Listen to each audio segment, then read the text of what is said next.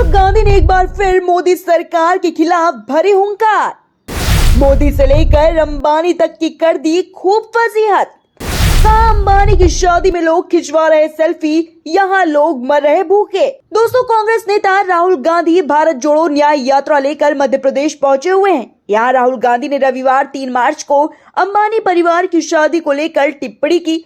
उन्होंने कहा कि अंबानी के यहाँ शादी हो रही है, लोग वहां पर सेल्फी खिंचवा रहे हैं और आप लोग यहाँ भूखे मर रहे हैं। उन्होंने कहा कि दुनिया भर से लोग शादी में पहुंच रहे हैं। गुजरात के जामनगर में अनंत अंबानी और राधिका मर्चेंट की प्री वेडिंग सेरेमनी चल रही है। दोस्तों, ग्वालियर में लोगों को संबोधित करते हुए राहुल गांधी ने कहा कि अब राहुल गांधी जो बोल रहा है वो कैसे दिखा सकता है। टीवी पर दिखेगा कि अंबानी जी के बेटे की शादी हो रही है, धूमधाम से शादी हो रही है, दुनिया भर के लोग आ रहे हैं, सेल्फी ली जा रही है और आप लोग यहाँ पर भूखे मर रहे हैं। दरअसल दोस्तों, राहुल गांधी का हमेशा से यह आरोप रहा है कि मीडिया में उनके बयानों को जगह नहीं दी जाती। ग्वालियर में भारत जोड़ो न्याय यात्रा लेकर पहुंचे राहुल गांधी ने यहाँ पर भी यही बात दोहराई। राहुल गांधी ने कहा कि भारत जोड़ो यात्रा के बाद हमने भारत जोड़ो न्याय यात्रा शुरू की है। इस यात्रा में हमने न्याय शब्द जोड़ा है। हमने न्याय शब्द इसलिए जोड़ा है क्योंकि देश में जो नफरत फैल रही है उसका कारण अन्याय है। राहुल गांधी ने देश में फैली बेरोजगारी के मुद्दे पर सरकार को घेरते हुए कहा कि इस समय देश में 40 साल में सबसे ज्यादा बेरोजगारी है, क्योंकि प्रधानमंत्री नरेंद्र मोदी ने जीएसटी और नोटबंदी कर छोटे उद्योगों को खत्म कर दिया है। जब हम उस यात्रा पे थे, बहुत सारे लोग हमारे पास आए, कहते हैं देखिए आप कन्याकुमारी से कश्मीर तो चल लिए, मगर बाकी स्टेट्स का क्या होगा? बंगाल, झारखंड, छत्तीसगढ़, नॉर्थ ईस्ट के जो प्रदेश हैं, गुजरात, इनका क्या होगा? तो आपको दूसरी यात्रा करनी चाहिए। तो इसलिए हमने मणिपुर से महाराष्ट्र दूसरी यात्रा शुरू की। इसमें हमने न्याय शब्द जोड़ दिया। अब न्याय क्यों जोड़ा? क्योंकि इस देश में जो नफरत फैल रही है उसका कारण अन्याय है। किस प्रकार का अन्याय? आर्थिक अन्याय, सामाजिक अन्याय, किसानों के खिलाफ अन्याय, युवाओं के खिलाफ अन्याय। देश में 40 साल से सबसे ज्यादा बेरोजगारी आज है। भैया इस बाजे को ऑफ करिए। 40 साल से सबसे ज्यादा बेरोजगारी आज है। आपको मालूम है कि हिंदुस्तान में पाकिस्तान से दुगनी बेरोजगारी है। यहां पे 23% है युवाओं की, वहां पे 12% है। तो तकरीबन दुगनी बेरोजगारी हिंदुस्तान में है। बांग्लादेश से ज्यादा है, भूटान से ज्यादा है। क्यों? क्योंकि नरेंद्र मोदी जी ने जो छोटे उद्योग हैं, छोटे व्यापारी हैं, छोटे बिजनेसेस हैं, उन सब को खत्म कर दिया। कैसे?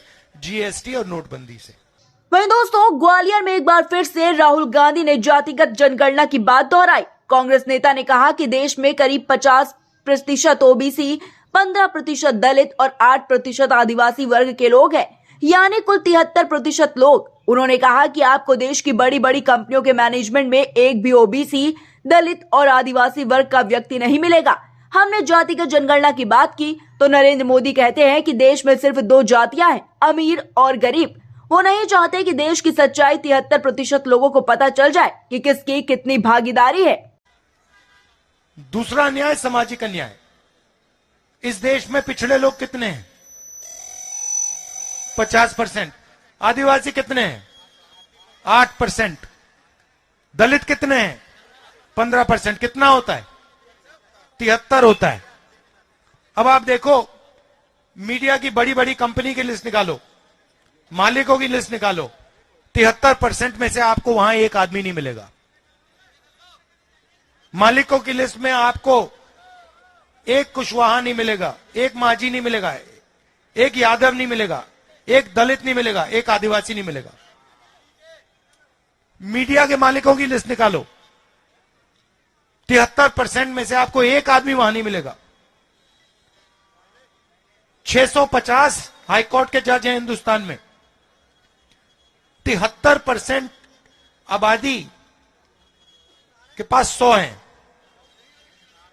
ठीक है? हिंदुस्तान को 90 सबसे बड़े ब्यूरोक्रेट चलाते हैं, आईएएस अफसर। वो पूरे बजट को बांटते हैं। 73% आबादी के 3 ओबीसी, 3 दलित और 1 आदिवासी। और अगर आप बजट को देखें तो 6% बजट ये लोग देखते हैं। 73% जनता के अफसर 6% बजट को देखती है, 100 रुपए में से 6 रुपए। और फिर नरेंद्र मोदी जी कहते हैं मैं ओबीसी के लिए काम कर रहा हूं, मैं गरीबों के लिए काम कर रहा हूं।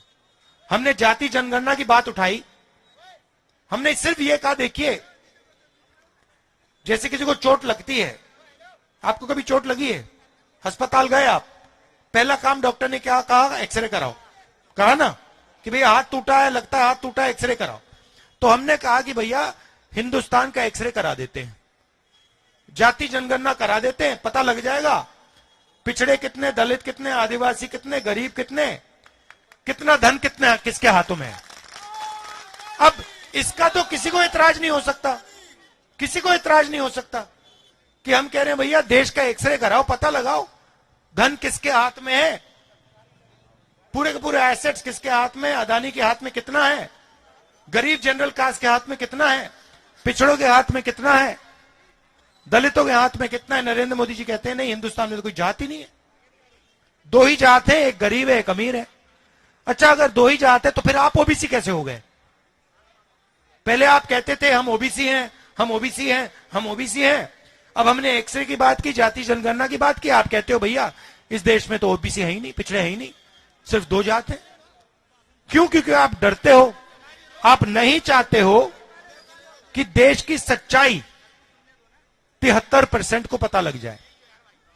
दोस्तों, इसी के साथ राहुल गांधी ने कहा कि देश के 73% लोग बड़े बड़े अस्पतालों, निजी स्कूलों के मैनेजमेंट में नहीं दिखते हैं, लेकिन मनरेगा ठेका मजदूरों की लिस्ट में दिख जाएंगे।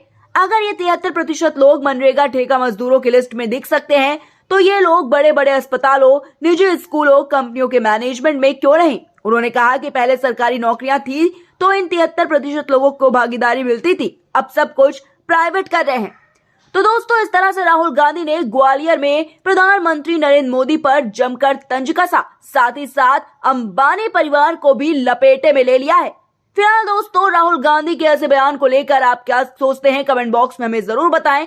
वीडियो को लाइक और शेयर करें और आपके अपने चैनल कबीर न्यूज को सब्सक्राइब करना बिल्कुल भी मत भूलिएगा। नमस्कार। प्राइवेट कॉलेजेस देख लीजिए, उनके मालिक देख लीजिए, 73% में आपको वहां एक नहीं मिलेगा। अस्पतालों के मालिक देख लीजिए, उधर 73% का आपको एक नहीं मिलेगा। तो कहा जाता है कि आपको भागीदारी दी जा रही है। नरेगा की लिस्ट निकालो, भैया डिस्टर्ब मत करो, नरेगा की लिस्ट निकालो आप, ठीक है, मजदूरों की लिस्ट निकालो, उसमें आपको 73% दिख जाएंगे। ये जो सड़क बनाते हैं इनकी लिस्ट निकालो, इनकी लिस्ट में आपको सब दिख जाएंगे। यहां आपको पिछड़े दिख जाएंगे, दलित दिख जाएंगे, आदिवासी दिख जाएंगे। तो मैं सिर्फ यह कह रहा हूं कि अगर मजदूरों की लिस्ट में 73% दिख सकते हैं, तो बड़े बड़े उद्योगपतियों की लिस्ट में क्यों नहीं दिख सकते? स्कूल कॉलेज के लिस्ट के मालिक में क्यों नहीं दिख सकते? इन्होंने क्या गलती की है? इनमें क्या कमी है? और ये 73% है। इनको आपने कहा, पहले क्या होता था?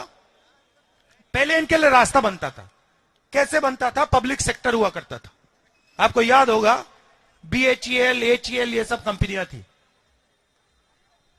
सरकारी नौकरियां लगती थी, इसमें इन लोगों का रास्ता बन जाता था। अब क्या कर रहे हैं? पूरा का पूरा प्राइवेटाइज कर रहे हैं। HL के जो कॉन्ट्रैक्ट है वो अदानी जी को दे रहे हैं।